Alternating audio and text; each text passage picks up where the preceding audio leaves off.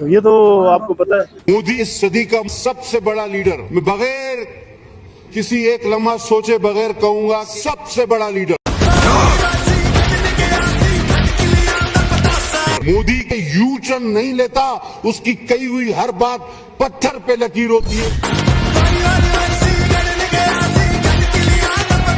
उसने अपने आप को कभी लीडर नहीं कहा, लीडर को कहने जताने बोलने की जरूरत नहीं होती, उसका किरदार उसको लीडर बनाता है।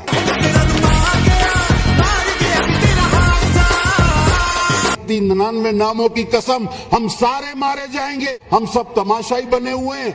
ये नया भारत घर में घुसकर मारता है। आपको पता है एक शादी है यहाँ पे, बिलावल भुट्टो भी उस शादी के अंदर शरीक थे, वहाँ पे भी ये धुरंधर का गाना लगा हुआ था। रहमान बलोच की जो एंट्री है वो बहुत मुझे अच्छी लगी, और जो बलोची कल्चर जो दिखाया है, जो हमारे पाकिस्तानी मूवीज में नहीं दिखाते, जो बलोची कल्चर हमारे पाकिस्तानी मूवीज में नहीं दिखाते, ये चीज मुझे बहुत अच्छी लगी। इंडियंस ने ये चीज सोचा और बहुत अच्छे से हमारे कल्चर को शो किया। बल्चिस्तान का जो उन्होंने कपड़े पहने, ये इनका सूट था, ये हमारा जो है हमारा कौमी सूट है, ये सब चीज दिखाई, ये चीज मुझे बहुत अच्छी लगी। लेकिन ये जो लियारी में बलोचों को जो बदनाम किया गया, ये बिल्कुल गलत चीज है। जब गैंगवारी दौर था ना, हकीकत है कि यहाँ पे आने जाने में जो है ना लेडीज भी बेचारे परेशान होते थे। उस वक्त बहुत खतरनाक, मैं आपको कह रहा हूँ ना, यहाँ हम लोग ऐसे बैठ नहीं सकते थे, हम लोग घर से निकलते थे नहीं। घर से निकलो गोलियां लगेगा, एक पीठ में, एक सीने पे, एक कहाँ हालात ऐसे थे लियारी के। बच्चे भी परेशान होते थे, स्कूल का तकलीफ, पढ़ने का तकलीफ, जाने आने का तकलीफ, रास्ते को उसको रोकते थे बेचारों को। कोई ऐसा वाकया बताए ना कि जो उस वक्त हुआ हो कि अभी भी आपको खौफ आता हो कि यार ये तो बड़ा खतरनाक वाकया हुआ, ये पता नहीं क्या हो गया, इस तरह को खतरनाक वाकया बताए ना। एक वाकया तो हो गया इधर, एक ऐसा वाकया तो हो गया कि 3 से 4 बच्चे जो थे इतने इसके जितने, उनको बकायदा जिंदा आग में जलाया गया।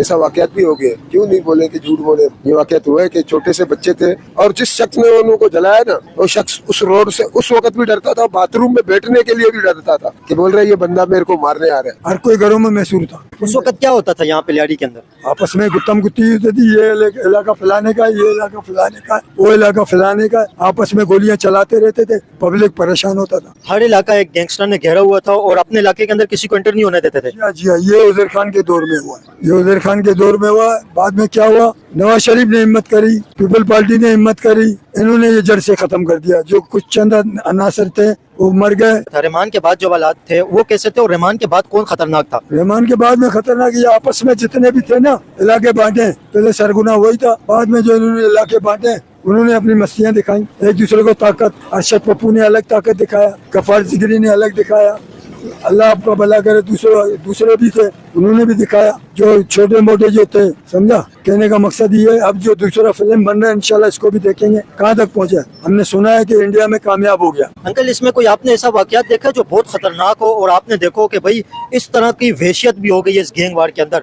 सबसे कोई खतरनाक बात बताएं, क्या हुई थी? खतरनाक बात यह कि एक दूसरे को गोलियां मारते रहे, गलियों में फेंकते रहे, रिश्तेदार को नहीं छोड़ते थे, दोस्त को नहीं छोड़ते थे। ये फलाने का दोस्त है, मारो गोली, दस, उसका लाश उठा के ले जाओ। को खौफ आया होगा यार ये क्या हो गया? ऐसा वाकया ऐसा हुआ है कि फर्ज करो, मर्द तो मर्द है, औरतें निकल रहे थे बाजार के लिए, कुछ के लिए, इधर उसको बम, क्या बोलते हैं उस बम का नाम क्या था, गरनेट गिर रहा था, लग गया और उधर ही गिर गया, इधर ही मर गया, बच्चे उसके यतीम हो गए। इस घर के सामने एक औरत मारी गई? वो नहीं, वो गली में, ये इस गली का नहीं, एक घर का बात कर रहा हूँ, उस गली के अंदर है वो घर। सामने, आपके सामने? आपको सारा दास्तान बता देंगे। वो सामने वाली जो गली है नहीं, हारूनिया मस्जिद वाला, आप वहाँ चले जाओ। ये वाला गली, तो तुम्हारे वाला गली जो बात है, गली जो है ये हारूनिया मस्जिद वाला गली है। नहीं ये वाला। तो अंकल वैसे ठीक है, वो तो अभी तो मतलब इस टाइम पे लोग अभी भी खौफ खाते हैं। गैंग वार के टाइम पे लोग क्या सोचते थे उस वक्त? घरों से बाहर लोग बैठते थे जिस तरह भी आप घर से बाहर बैठे हुए हैं? भी ऐसी बैठते थे, मगर हम लोग ऐसी खौफजदा थे, कोई भी गारंटी नहीं है। कोई भी टाइम पे जो है ना, ये लोग आकर इधर गोलियां चला के बेगुनाहों को भी लगता था। दो ग्रुप के झगड़े होते थे, यही मसला था। और कोई वो हमारे तुम्हारे ऊपर नहीं चलाता था, आपस में 2 ग्रुप लड़ते थे, उसमें इंसान को लग सकता था, ये मसला था। और कोई हमारे साथ नाजायज नहीं होता था, उसके साथ नाजायज नहीं होता था, वो आपस में 2 ग्रुपों का लड़ाई होता था। करते थे भी आप, लोगों के साथ भी नाजायज करते थे, भाई घर खाली कर दो, क्योंकि कि तुम उसका रिश्तेदार है और तेरा रिश्तेदार है। समझ में आ रहा है कुछ बात? उनके दुश्मनों का जो रिश्तेदार भी होता था उसे भी मारते थे? उससे भी मारते थे। ये सामने ये बिल्डिंग है, ये नजर आ रहा है, इसका घर खाली कर दिया, गरीब बंदों का कपड़ा भी पे लेने नहीं दिया, जो किधर और शिफ्ट हो रहा है, जो कितना कपड़ा पहने, यही कपड़े पहने हुए थे, यही कपड़ों के साथ गया।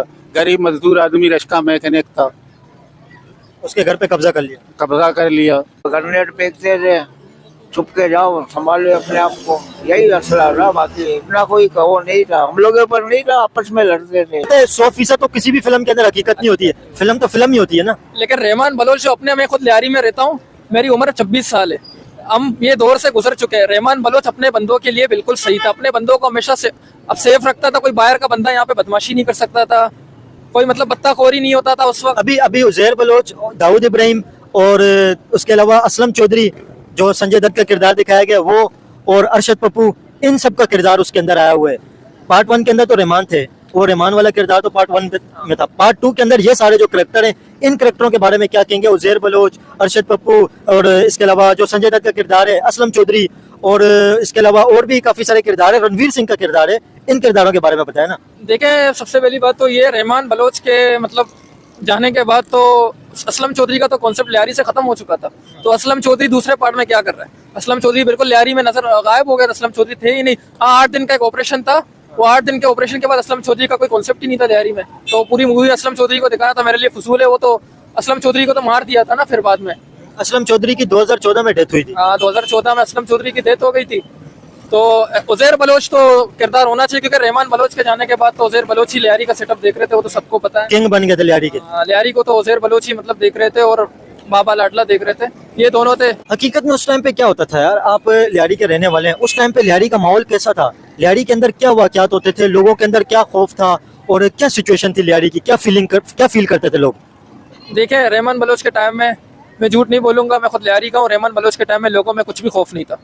रहमान के बाद 2009 में रहमान बलोच उनका एनकाउंटर हुआ था, वो तो चले गए, लेकिन 9 के बाद जो वाकयात हुए, कहा जाता है कि असल जो गैंग वार स्टार्ट हुई थी वो रहमान बलोच के बाद शुरू हुई थी। वो तो फिर आपको पता है, आपस में इनका मसला हो गया था, इसके बारे में तो आपको सबको पता है।